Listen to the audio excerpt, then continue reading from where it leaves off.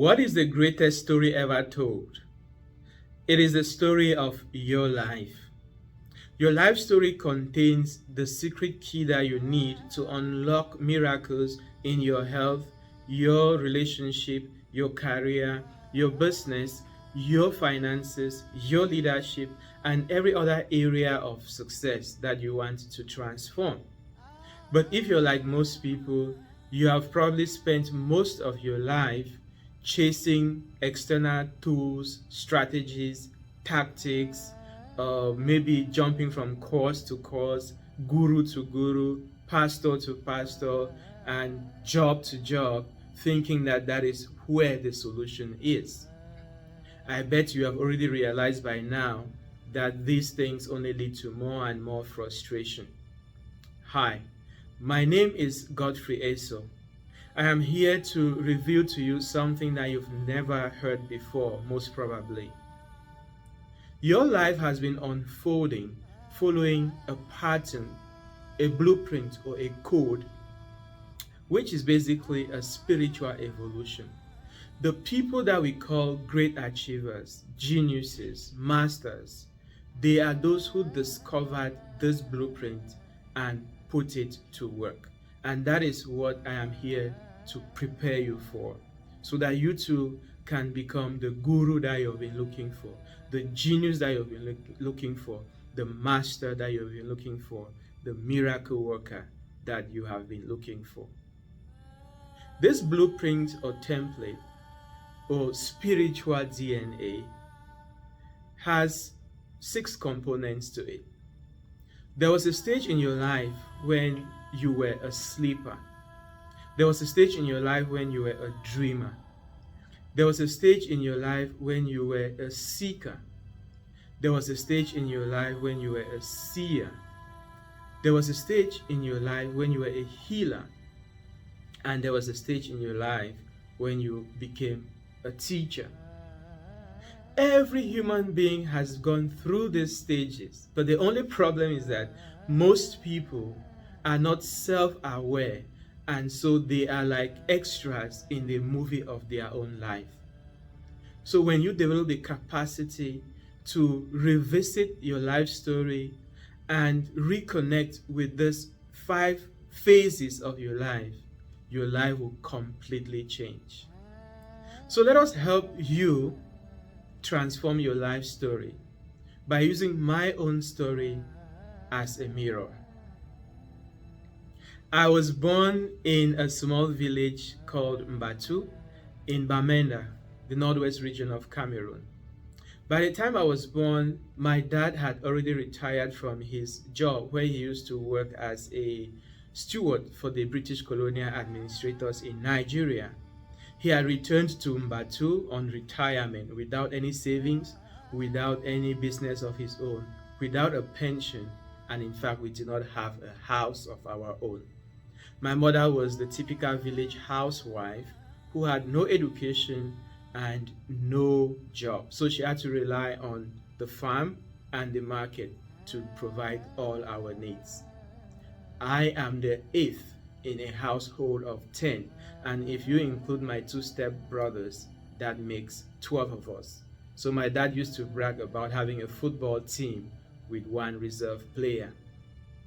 So when you're born under such circumstances, it is natural for you to be programmed with the idea that there is a certain God in some heaven or some hand of destiny that has predestined people like me to, for inferiority, for failure, for insignificance, and that maybe my purpose in life is to serve other people and, accumulate enough graces that will give me access in heaven where I will reap my own eternal reward.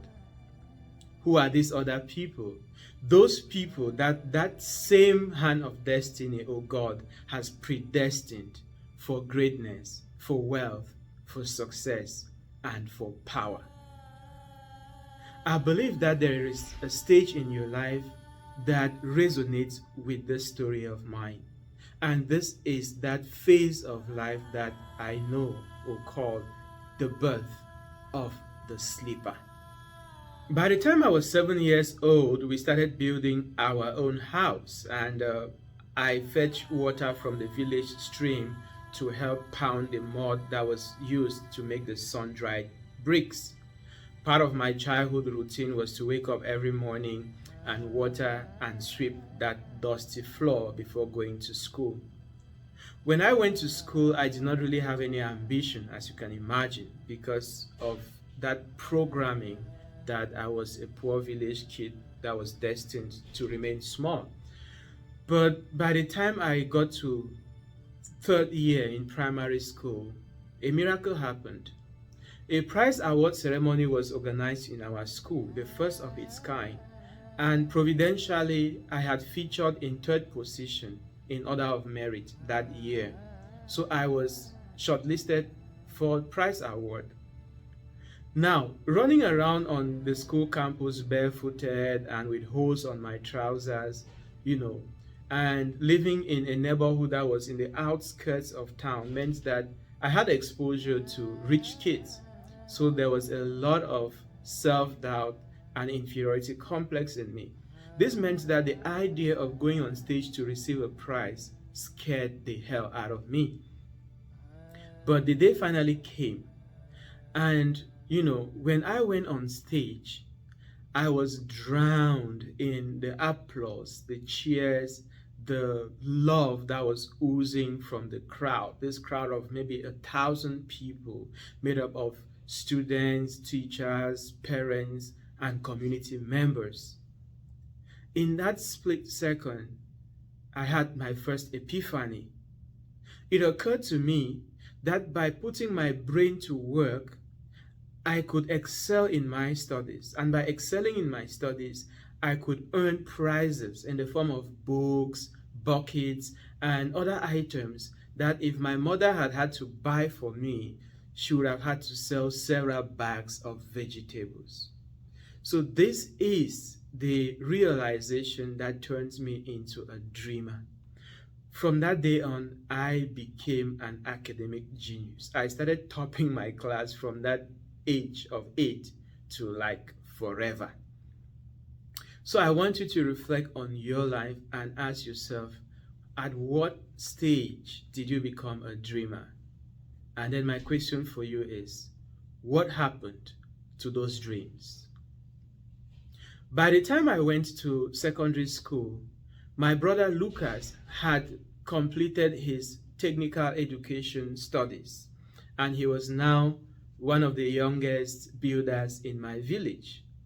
At the age of 21, Lucas, mustered the courage to send me to secondary school because he believed that I was too smart but too young to be sent into the city to learn a trade. He knew that I would become, a thief or I would die young if I was allowed to go and fend for myself at that age. So he mustered the courage to send me to school. That was a 21-year-old boy. I went to school in my village secondary school where there was no water, no electricity, no library, and of course, no laboratories. Because I was the smartest in my class, I was naturally the class coordinator.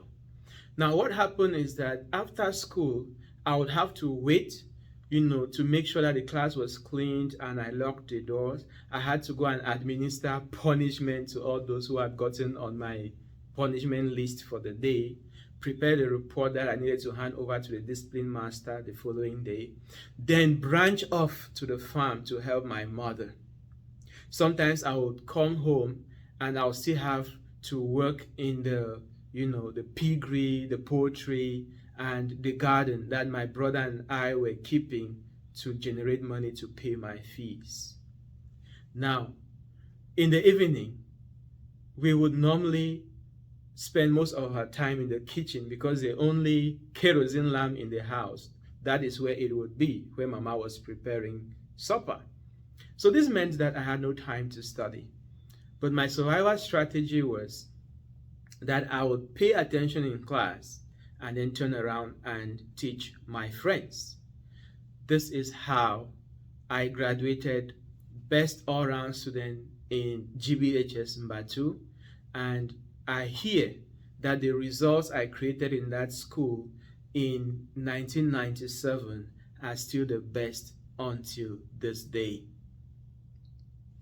By the time I obtained my GCE ordinary levels, my second angel showed up in my life.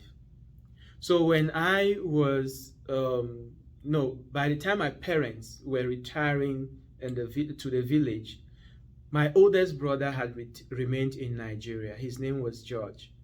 So by the time I was 17, George had obtained his PhD in medical entomology in the University of Ibadan in Nigeria. He had returned home to teach in the University of Boya, and he was so fascinated by my genius that he decided to send me to an Ivy League high school. That is how I found myself in St. Joseph's College, Sase. But while I was in Sase College, Dr. George Fontamo died. I was so devastated by this death that my life literally was shattered.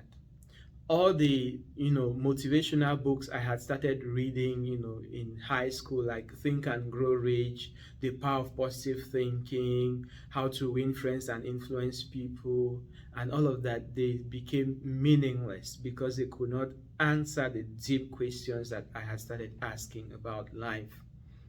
So this is the stage of my life that I call the birth of the seeker. What tragedy have you gone through in your life? What crucible experience have you had in your life that caused you to experience that shift from external motivation to the deep philosophical questions? So it took another angel in order to help me through high school. Christopher, one of my other older brothers, was teaching in a Catholic secondary school in Boya at that time when George died. So he went to his school and took a loan to go and complete my school fees in Sase College. It took him 1 year, 1 year of his salary to make up that loan, but he knew what he was getting himself into. He had made a pledge to George that he would not let his dream die.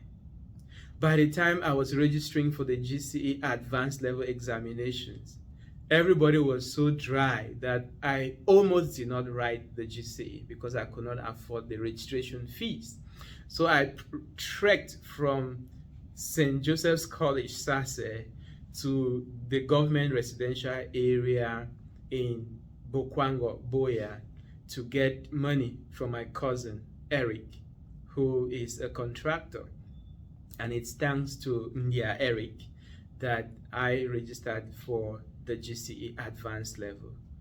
And in order to make all of them proud, I emerged the best all-round student from Sase College in 1999. This time around, I was a tie with Tayong Romero, my good friend. So by the time I found myself in the university, I had to squat with George's widow, who had moved into a plank building apartment. It took 6 people to contribute money in order to make up my school fees of 65,000 francs in the University of Boya. In the second year, I had to move in with another friend in his own plank room. And through all of this, I started writing as a form of therapy. I became very involved in church activities as a form of healing. And through some circumstances, I found myself reading my reflections on Sunday mornings before Mass. My chaplain fell in love with my reflections. The community members fell in love with my reflections. People started asking for copies, and that is how I found myself writing to inspire other people. In the year 2000, I won a national literary contest, which really propelled me and gave me the confidence that I was really a writer. So eventually I completed the university, and within a space of 10 years, from the age of 18 to the age of 28, I had read more than 1,000 books looking for those answers to those deep questions that I was asking. My grandmother comes from, a lineage of the greatest healer and shaman that my tribe has. And I was very close to her. She used to take me to their compound where I would be fascinated by my great grand, dad, the healings he used to do, the crystal ball he used to look into, and all of that. By the time my grandmother died, she started coming to me in dreams and, giving me messages that I really did not understand at the time. But I also was scared talking about them because, having studied the sciences, I had been trained to make sense only out of things that I could touch and measure and manipulate. So these experiences got me deeper and deeper into philosophy, Eastern philosophy, metaphysics, Christian mysticism, quantum physics, and all of that. And eventually, without any effort on my part, I noticed that I was having a healing effect on people. In fact, there is a story about a guy that was living in Yaoundé, the capital city of Cameroon.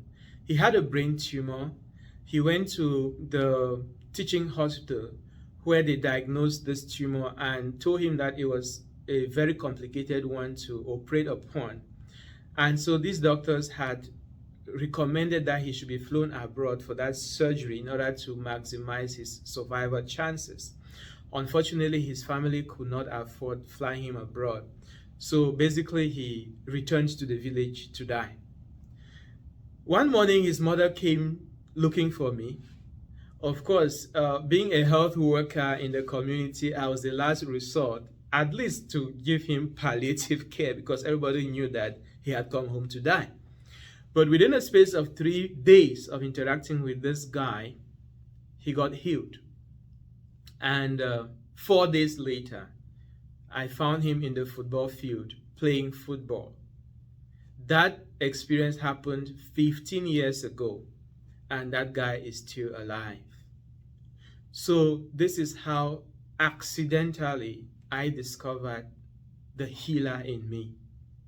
So I want you to also reflect on your life and ask yourself, what are those moments when you had that experience, that transcendental experience, that, even if it was for a split second, when it occurred to you that there was something in you that was greater than this struggling physical version of you.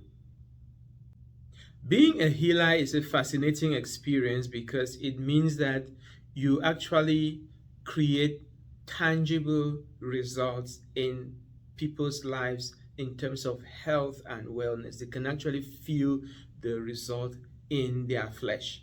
And the healing gift is most relevant when it comes to those diseases and conditions that orthodox medicine, conventional medicine, has not been able to handle. So we're talking about things like tumors, cancers, AIDS, and other incurable, quote unquote, incurable diseases.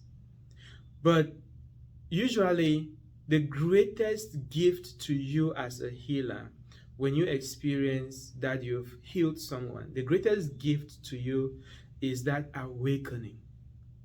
And when that awakening occurs, you begin to heal naturally.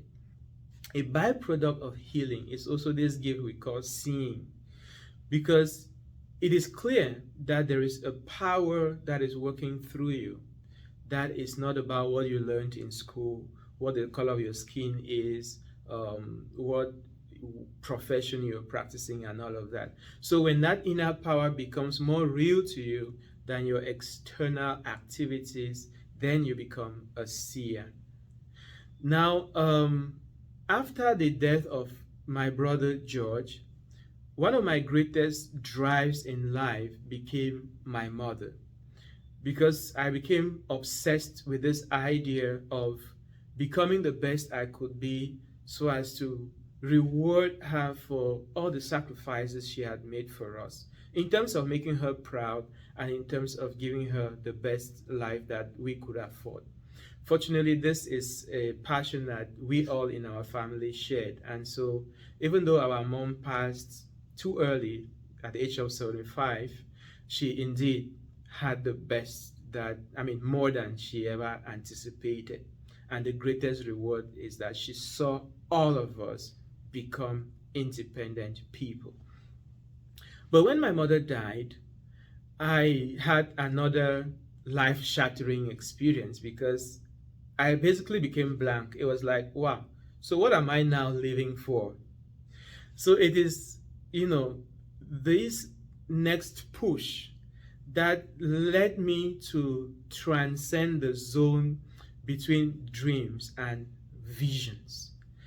And when I talk about visions, I mean literally, finding yourself in dimensions where some kinds of knowledge or insights are downloaded into your brain without any effort on your part. That is why there are days in my life when I wake up at 3 a.m. and I just write and write and write for 3 to 5 hours. And sometimes I would come back 10 years later to read that stuff, and it will be unbelievable to me that that was my handwriting. So that is what seeing or channeling is. And so what I do most of the times is that I revisit my diaries, or I've also developed this ability to deliberately, travel, beyond waking consciousness into those higher states of consciousness and seek insights and solutions to problems in my life, or problems in the lives of the people who come to me. So it is thanks to my mother that I became a seer. And the assurance I want to give you is that there is a seer in you. And just like the healing gift, there's the seeing gift in everyone. And whether you realize it or not, there has been an experience in your life when this seer revealed itself, even in a flash. The problem with most people is that they wait until they have a life threatening experience. They wait until they have a near death experience before this before they get in touch with this seer or this healer in them. But if you follow this blueprint I am giving you to reflect on your life story, you'll be able to awaken the sleeper, awaken the dreamer, awaken the seeker, awaken the healer, and awaken the seer, so that you can deliberately become a master. A master is what other people call a rabbi or a teacher, and that is the final stage of your awakening. So the greatest gift that I have for you is to lead you into this realization that within your life story, within your life's journey, is encapsulated the secret, the blueprint, the spiritual DNA that has evolved, or that is supposed to evolve through the stages of sleeper, dreamer, seeker, seer, healer, and teacher. Most people, unfortunately, they wait until they have some near-death experience before they come face to face with their higher self. What I am trying to do is to give you a system, a tool that you can use to awaken that higher self deliberately, so that you can begin to be the master that you have been waiting for, the genius that you have been waiting for, the healer that you have been waiting for, the miracle worker that you have been waiting for. You must have noticed that I did not set out in life to be a, a writer, speaker, coach, mentor, and all these things that I have become. These happened as a byproduct of my personal transformation journey. In fact, when you are born under the circumstances that I was born in, you are more preoccupied with survival than anything else. We used to go to my grandmother's compound on weekends to fetch firewood and mangoes and trek for 10 miles to go and sell for 125 francs in the city. That is a quarter of a dollar for those of you who think in terms of dollars. But one of the things that fascinated me about my grandmother's compound, it was up on a hill, and on that hill I had a rock on which I used to stand and have a panoramic view of about 5 different villages. This has literally translated into the spiritual experience that I have now, standing on a vantage point that gives me a very clear perspective about the areas of life that are taboo in the lives of most people: the spiritual domain, the subconscious or quantum domain, the mental domain, the material domain, and of course the environment. So what I do is that these spiritual blueprints that I have uncovered through my story, which hopefully has served as a mirror to help you uncover the same in your own story, I help people to transcribe this mystery into practical results in their lives. The first place where I begin is to show you in a very practical way that success is not supposed to be a struggle. It's supposed to be a joyful experience. Wealth, health, relationship, and whatever else you care about, they are supposed to flourish on you like the leaves grow on the tree. Look at the birds in the air, the fish in the sea, the flowers in the garden. Why do these things flourish naturally? Meanwhile, you, who is supposed to be God's highest form of creation, you're struggling. It simply means that you came here with a power to create your own environment, but you have not been using that power. That is why you are being punished by the environment that the world is creating for you. But that is about to change. So because of the this byproduct of my life's journey, I have had the singular honor to work with thousands of people in the capacity of a coach and mentor and leader. And the wealth of experience I've developed by being part of their personal stories is now one of the greatest assets that I bring into any relationship. At the age of 25, actually, I came up with an idea that I translated into a community project which earned my first 1 million francs back in Cameroon as an unemployed graduate. At the age of 26, I started teaching in higher education, and within 3 months, I was appointed into an administrative role. From that year, I started traveling out of the country, and as of this moment, I've been to 7 different countries. At the age of 30, I obtained my master's degree in chemical pathology, went on to work with the Ministry of Public Health. I married the girl of my dreams, with whom I now have 3 adorable kids, and who continues to make the world proud because she is an outstanding professional in her own right.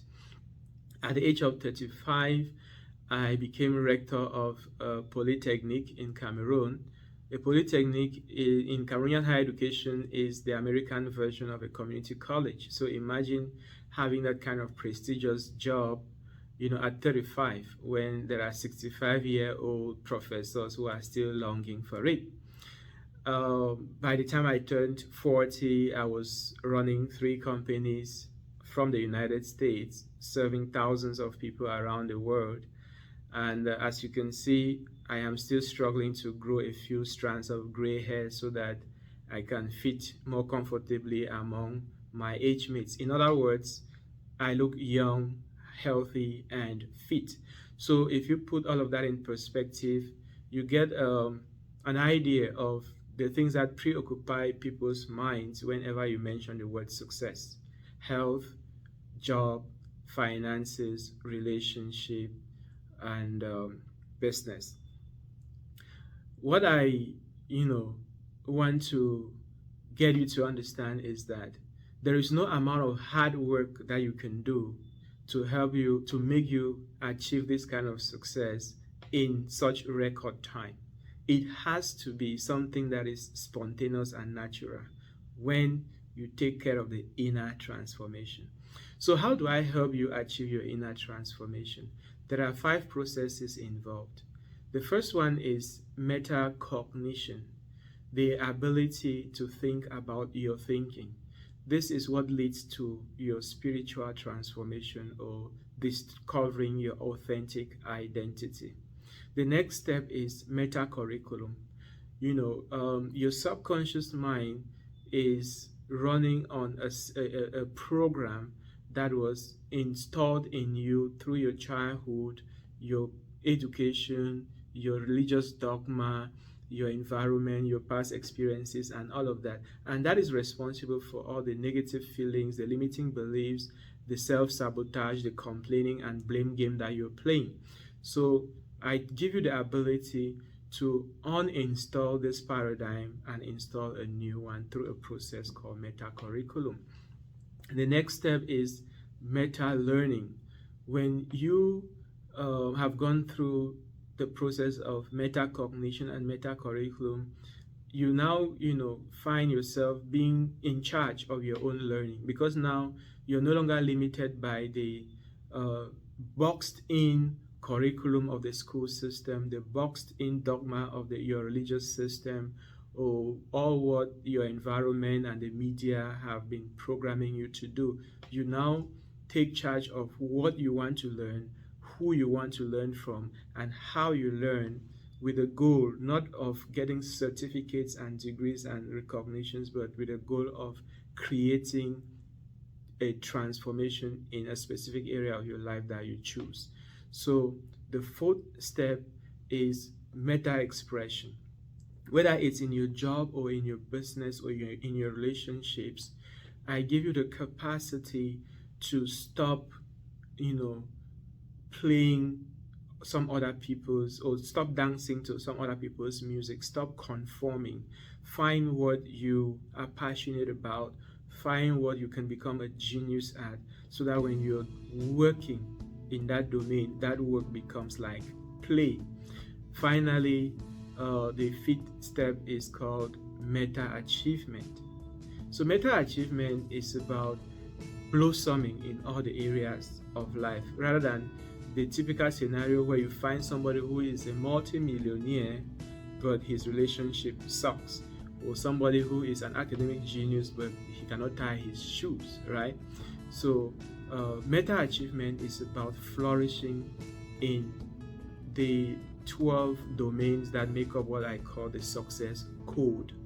This includes your spiritual awakening, your emotional well-being, your creative intelligence, your health and fitness, your harmony with nature, empowering relationships, career excellence, authentic self-expression, financial abundance, freedom and the time to enjoy life, impact in your community and leaving a legacy, and finally perpetual growth and expansion.